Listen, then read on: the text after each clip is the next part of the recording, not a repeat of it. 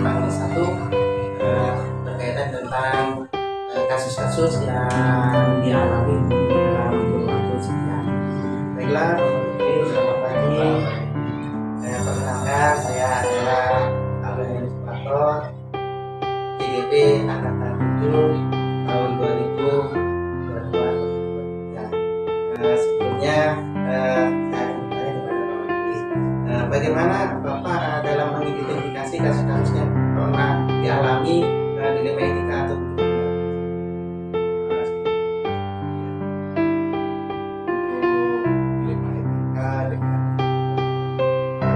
bukan moral. iya? Kalau dikatakan etika, saya mengingat kata-kata orang.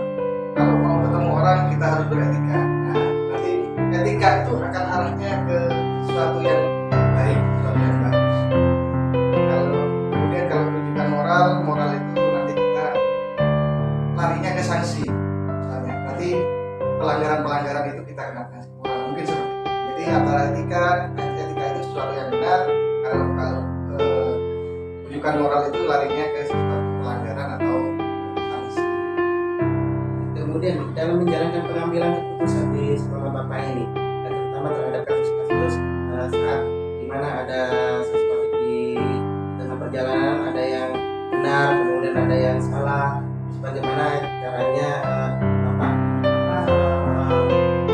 bersikap untuk menghadapi Kalau ada kasus dan kita harus bagaimana? Yang jelas kita lihat kasusnya bagaimana, kita benar saya biasanya kalau kasusnya mengenai etika ataupun yang moral yang mana mungkin kita bisa lakukan. cara untuk mengidentifikasikan. Kita lihat dari kasusnya, misalnya kasusnya mengenai etika berarti jadi ada dua kasus, ada kasus di mana ada dua argumen misalnya sama-sama benar. Mungkin di situ kalau sama-sama benar kita harus mengidentifikasi kira-kira mana yang lebih banyak manfaatnya. Setelah itu baru kita lihat urgenitasnya, kebutuhannya. Ya. Dan kemudian selama ini Bapak yang Bapak anggap efektif dalam mengambil keputusan pada kasus-kasus dilema etika itu apa saja? Yang pertama kita identifikasi, Ya, kemudian menelaah. ya. Selanjutnya kepentingan, urgenitas. Kepentingan dari kasus itu sendiri. Ini antara dua itu. Kemudian yang terakhir adalah kita harus punya alternatif solusi. Iya. Dan kemudian tantangannya Bapak untuk mengambil keputusan itu dalam kasus-kasus dilema etika, tantangan apa yang ada saat terjadi? Mungkin ya karena kalau dilema etika itu kita sama-sama tahu itu kebajikan, sama-sama benar, itu akan semakin mudah untuk kita menentukan. Tapi yang jelas dari dua hal tersebut mungkin ada yang lebih nilainya yang bisa nanti kita berikan solusinya. Kemudian Bapak untuk menyelesaikan kasus itu sendiri, perlu saat itu ya atau perlu waktu di lain itu untuk menyelesaikan masalah itu sendiri? Kita lihat kasusnya. Jika kasusnya ringan dan langsung bisa kita selesaikan saat itu. Tapi ketika kasus berat, kita harus kolaborasi. Dengan pihak wali murid, komite apabila itu menyangkut masalah wali murid.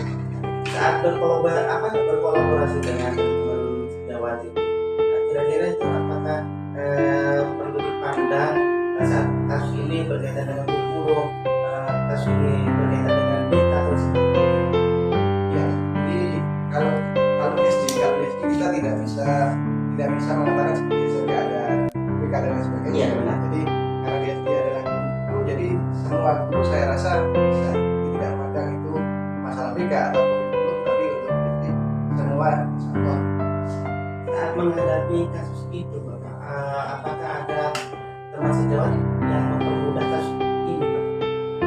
pasti ada. Karena kalau kita berpikir sendiri berat ketika kita berpikir bersama kolaborasi bersama teman-teman guru khususnya, mereka punya ide, punya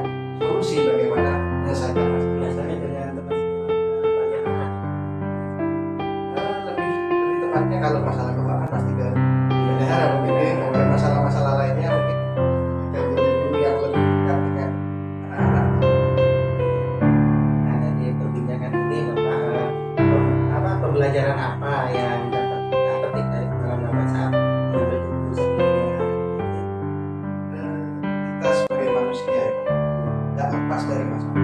Pasti di sekolah pun juga banyak masalah. Tapi bagaimana cara kita memecahkan masalah itu? Bagaimana cara kita mencari solusinya itu? Kita menjadi banyak ilmu lagi, ada tambahan. Oh, kalau begini solusinya seperti ini, kalau begini solusinya. Jadi kedepannya kita punya pengalaman itu bisa kita gunakan di apa namanya di kelanjutan kita dalam kegiatan. Benar sekali, Pak. Jadi apa dari kedepannya biar kita